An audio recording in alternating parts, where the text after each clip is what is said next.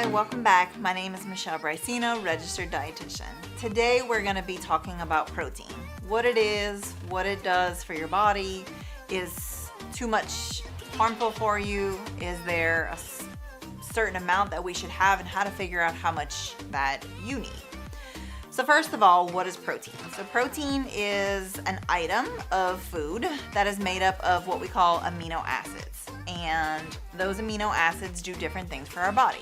So it makes up of our muscle, which we all know, and our tissues, but it also helps things get around in your bloodstream, kind of like a flotation device.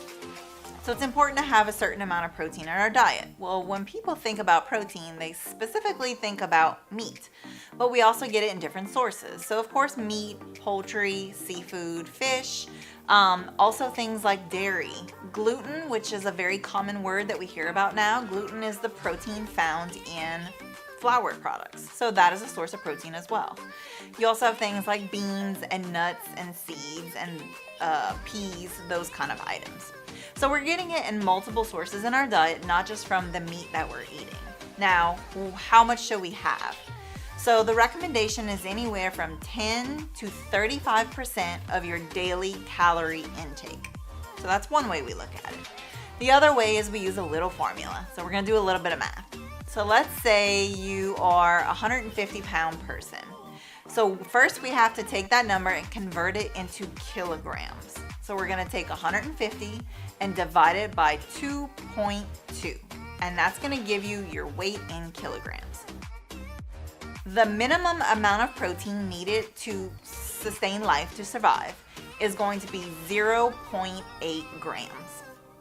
So what you do is take your weight in kilograms and you multiply it by 0.8.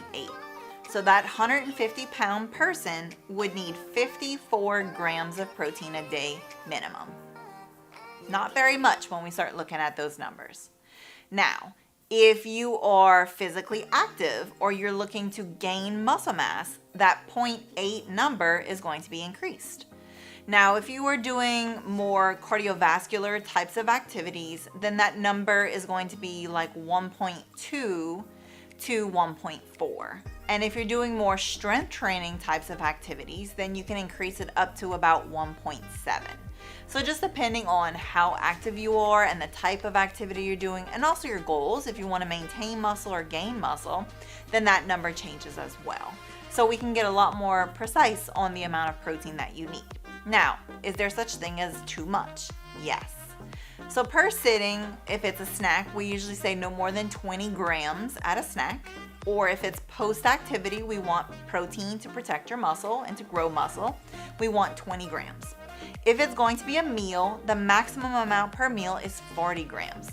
Now, anything past that amount, it's too much for your body to be able to digest and absorb. What happens is it saves that excess protein that you've taken in and it uses it as calories to burn, or it stores it as body fat for later. Some of that protein in excess is going to be put through your bloodstream, and then you're going to process it through your kidneys and you're going to pretty much pee it out. So you're kind of wasting the extra protein. So we don't want anything higher than about 40 grams in a sitting. Okay. Now, that rule is about 3 to 4 ounces. So a 3 to 4 ounce piece of meat, which is typically the palm of your hand, no thicker than your hand, is about that 3 to 4 ounce piece, and that's about 30 grams. So that's a good rule of thumb that if you have at least 30 grams per meal, then you're going to be having the protein that you need per day. Now, how much are you getting in these food items? So typically a 1 ounce piece of chicken or beef or turkey, if it's lean, it's about 7 grams per ounce. A full egg is 6 grams per medium or large egg. And the white itself is about 3 grams of protein. So you get a good bit of that 3, almost 4, in the white itself and a lot less in the yolk itself. So more egg whites are going to be lower in calorie and they're going to be a lot higher in protein. You also have things like edamame, milk, bread type of products or flour type of products. Those are all going to have smaller amounts of protein, but they are protein sources. So they do add up. Now, one of the things that we want to be conscious of is the fat that comes in a lot of these protein items. So typically a higher fat piece of meat is going to have more fat intake you're absorbed and a lot less protein. So look at these nutrition labels. This first nutrition label is going to be 4 ounces of 90% red meat. So it's 200 calories and 22 grams of protein. If you look at this 4-ounce piece of chicken, it's only 150 calories and 27 grams of protein. The last is going to be a piece of salmon, and that is going to be 110 calories for 23 grams of protein. So as you can see, the higher fat red meats are going to give you more fat intake and a lot more calories, but a lot less protein. And then the leaner those pieces of meat become, you're getting a lot less calories, which means you get to eat a little bit more, and you're going to have a higher protein absorption with those items. So we do want to make sure that the meats that you're eating on a regular basis are more on the lean side more often than not.